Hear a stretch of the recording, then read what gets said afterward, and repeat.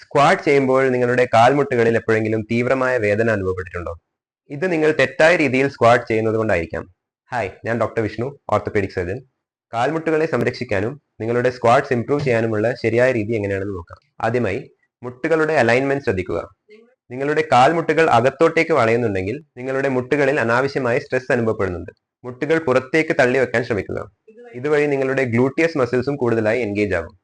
രണ്ടാമതായി, സ്ക്വാട്ട് ചെയ്യുമ്പോൾ നിങ്ങളുടെ കാലിന്റെ മടമ്പ്, അതായത് ഹീൽസ്, തറയിൽ നിന്ന് ഉയരുന്നുണ്ടോ?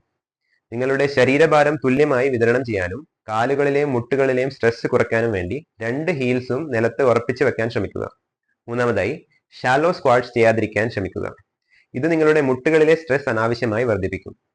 സ്ക്വാട്ട് ചെയ്യുമ്പോൾ നിങ്ങളുടെ തുടകൾ തറയ്ക്ക് പാരലലോ അല്ലെങ്കിൽ അതിലും താഴെയോ എത്തിക്കാൻ വേണ്ടി ശ്രമിക്കുക. അടുത്തതായി, നിങ്ങളുടെ ഹിപ്പ് മൂവ്മെന്റ് ശരിയാക്കുക.